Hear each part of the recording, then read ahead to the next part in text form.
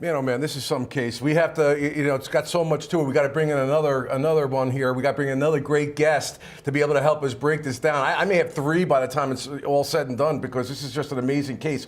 Gilbert Parris, former prosecutor in Kings County. He does federal and state defense work in the great state of Brooklyn, New York. How you doing, Gilbert? I'm doing great, Bob. Thanks you so much. Yeah, great to have you on. Listen, let me just start with you. First of all, I got to compliment your outfit. It's got the checkers, you got the vest on. It's almost like we called one another. I know. I think flattery is the greatest form of invitation. I saw you there. I had to do a quick change.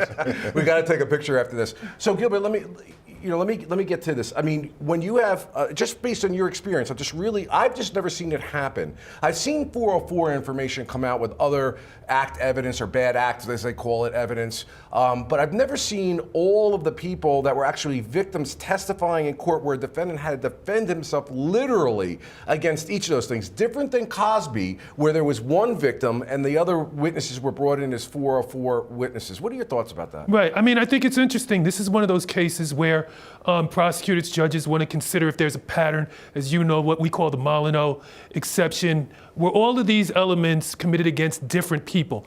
And if different people have the same accounts, none of them know each other, none of them have collaborated, they have no reason to group together in order to try to be overzealous, a lot of times people feel that the jury should be entitled to hear that. And I think that the burden is incredible to get over, to be able to establish why do all of these different people have such a similar story. Yeah, and Professor, you had mentioned off camera, and I think this is an important point, like we're asking why would this be done, because it does come with significant appellate risks. And to your point, Gilbert, there's the law of 404, but there's also cases that interpret that law. And you had made a comment to me that it may have been a tactical decision by the prosecution that they were willing to risk the appellate issues because individually the cases were weak, but to get combined, to Gilbert's point, they become a mighty mountain to overcome. Absolutely. So you could think about tactical issues on both sides. So for the prosecution, if you're able to get all this evidence in together, it makes a weaker case much, much stronger because it tends to show that this person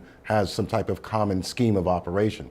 On the other side, if you're the defense and you feel that you have a somewhat weak case, since this does have a likelihood of presenting possibly an appellate issue, let it in and then work your magic on appeal, knowing that your case at trial is kind of weak. Okay, and I just want our folks out there to know that I don't want to say, Professor, it was just myself and Gilbert that had the pattern. You have the pattern too, but you Absolutely. don't have just as a sidebar. Okay, all kidding aside, Jane Doe number 4. This is an individual who was allegedly 17 years old at the time of the incident in 2003. On count 7 in the first trial, forcible rape, the jury was deadlocked, as well as rape of an unconscious person. She claims, I came forward late because I had had sex with him before, and on the second occasion I woke up in this drunken fog, and he was having non-consensual sex with another person there, and I wouldn't be believed. A very common, story that's out there that we hear over and over again in the legal world. Let's listen to a little bit of her direct examination from the first trial. Okay, so that was Jane Doe 4, alleging at 17 years old that she was sexually abused. I wish that they had a camera another camera in here, so when we're throwing to these clips, you could hear our off-camera. She called off the record instead of on the record. Professor, you were saying you were interested in the manner of cross-examination here in terms of all the things she did voluntarily. Expand on that for me. So it's very interesting that, gets this in the mind of the jury. If you saw the defense attorney went through, and he did a quite effective cross. Didn't badger the witness, but went through all the things that she did voluntarily. She came to the party voluntarily. She drank voluntarily. Did all these things voluntarily, and then asked her, so Mr. Winslow did not put anything into your body, no one did anything on you. And that, coupled with the fact that she has already testified that she had a prior encounter or relationship that was voluntary with the defendant. Now, we could go on and on about our society and what that says about us when someone is a victim of a sex crime, having had a prior relationship with that person.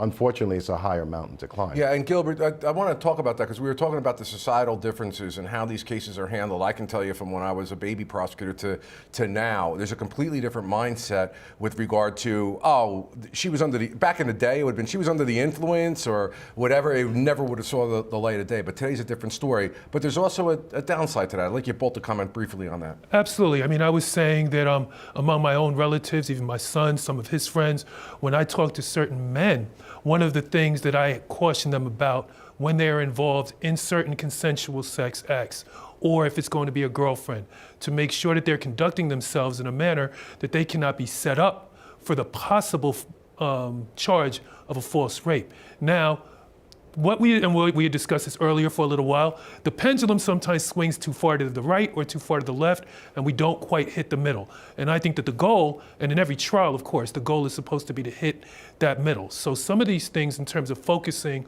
on all of the things that were voluntary that evening, the jury wants to be able to consider whether or not sex at the time was in line with everything that was voluntary beforehand. However, it doesn't mean just because there were certain voluntary acts, having a drink, dressing a certain way used to be one of the things that people take into account, even being very familiar with each other. And unfortunately, as you and I know, there are too many attackers, I don't know the exact percentage, but far too many attackers that know their victims and actually utilize that to be able to try to intimidate them from reporting or eventually going to trial.